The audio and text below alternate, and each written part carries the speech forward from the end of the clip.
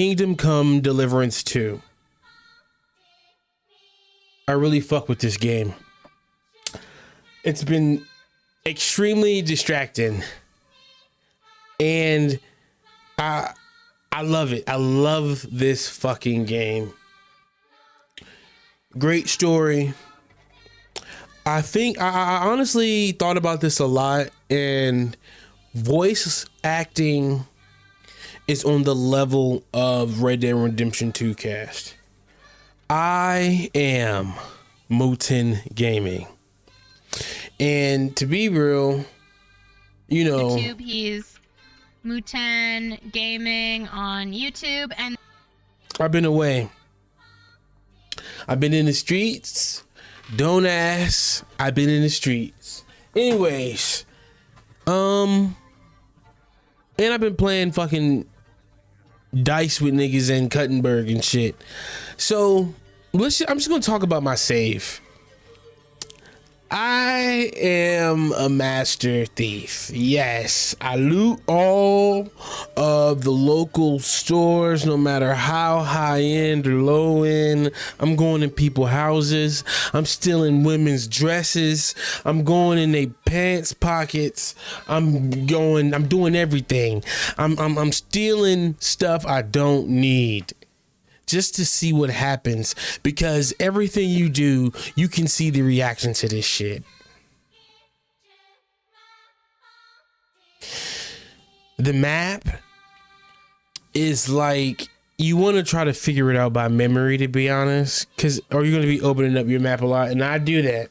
I open up my map a lot. I love how what you're wearing is, the NPCs are conscious of it. They're like, hey, you look really snazzy today, in this beautiful way, because you learn so much about Bohemia in this time. They're using a lot of historical events and stuff, man. Like, I'm like, this is tough as shit. You know, and I walk around with blood on my face, yo, because I have a perk where if I'm dirty, it's harder to see me, and I'm picking locks, picking pockets and locks, any lock. Alchemy's dope. You know,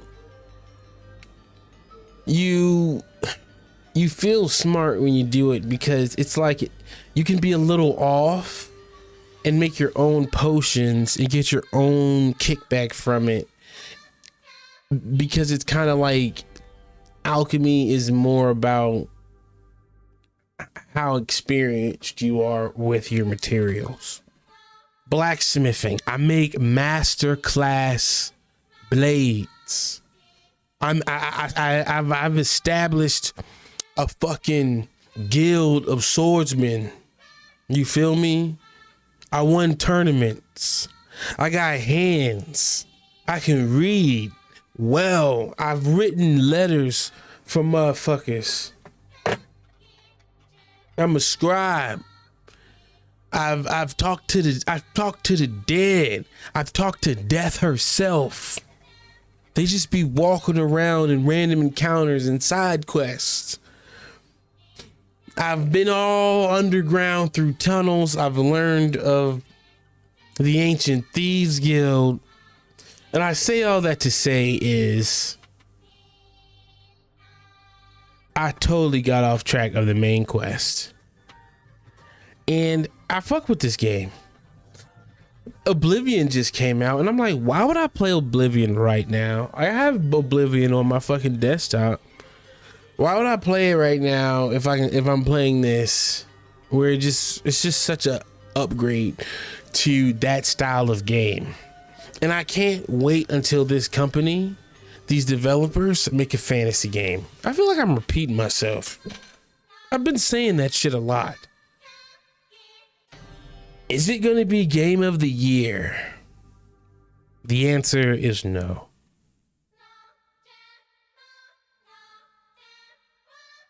That shit, Expedition 33, that French game, has won the hearts of gamers and it's game of the year. They had a moment, a big moment, and I missed out on it. Because of this game. I've been literally sitting around with my dog, feeding it bacon, smoked cheese, getting drunk. I've been just straight up drinking in the game. I'm a master drinker in the game. I get superpowers when I drink in the game. So when I saw them reveal Expedition 33, I was burnt out from Metaphor of turn-based games, and I feel bad about this because I love turn-based games and I knew exactly what that game was. I just didn't know how good it was going to be, and it turned out to be what some people are saying they're one of the best games they ever played. I had to question myself and my taste in gaming of why I passed on it. But we live in a day and age where there's so many fucking video games and they're so long. And I'm just an average man that makes content on YouTube. So I don't have time to sit around and play these games for 7 hours a day. It's a lot of fucking content in these fucking games, man. Seriously. And that's a good thing. And sometimes it's a bad thing, right? Because it's not executed properly. So, but it's okay. I thought I would eventually play it, but now I'm like, man, my expectations are too high. I'm going to just play whatever they make next. So I'm good. Anyways, RPGs are basically what I'm glad there's this fervence of RPG gamers. We're very passionate about games. And there's certain RPGs that have come out in the last 6 months, we'll say, that have really made we'll go the last 3 years, because you got Elden Ring. We're just gonna throw Elden Ring as an RPG. Elden Ring, Expedition 33, Border Gates 3, Metaphor ReFantazio, and I'm sure I'm forgetting something. We'll even throw Power World in there. RPGs are becoming the best games for your buck, especially when it comes to how expensive games are getting. It's there's only certain games that I'm going to pay $100 for, and y'all not going to make them. And you're not going to get your money back. Because most people, gaming is so diverse. All these people who play gaming aren't going to buy the same thing. The motherfuckers who play Marvel Rivals don't fucking play Expedition 33. Expedition 33 is their game of the year. But honestly, Marvel Rivals, Kingdomcome Deliverance 2, and Expedition 33, I think they all could be game of the year. It just depends on who you ask. And this is why I'm not getting a Switch. I was going to get a Switch because I wanted to play fucking Mario Kart. I've been missing Mario Kart, and I'm just hyped for it. And then, it's just I was going to pre-order it, and then they said, "No, this will wait." And I'm like, "Nah, this is some scammy shit, bro. Y'all pushing back the pre-order date." I was like, for real, yo. This is before GTA got pushed back. I was like, there's so many games I would rather play instead of spending basically $600. You need to buy, first off, you need to buy 2 controllers, because who wants to use fucking Joy-Cons? But it's what game am I going to want to use? It's just not worth buying. So I was like, I'll use Joy-Cons with the Mario. You know what I'm saying? For a while, Joy-Cons are expensive as fuck. Joy-Cons right now are $100. If you need a set, them shits $100. They're $50 each, at least 60 now, maybe 70 now. I don't know. Anyways, so you gotta buy the game. If you buy the bundle, that's $50. Let's say we get the bundle, $450. In a controller, that's like okay, and then the tax. $450 plus the controller, because the controller is like $100, but it's like $80 for a controller, $90 or some shit like that. So that's $550 plus tax. It's like gonna be like $630. Just play fucking Mario Kart. Nah, man. Fuck that Donkey Kong game. Them shit's gonna be there. You know, let the content creators and rich motherfuckers buy that shit. Cause the thing is, it is what it is. There's just too many games. Fuck that Pokemon game. I doubt that they're gonna. There's probably gonna be on Switch. If they don't release the Pokemon, who cares? It don't look better than Power World.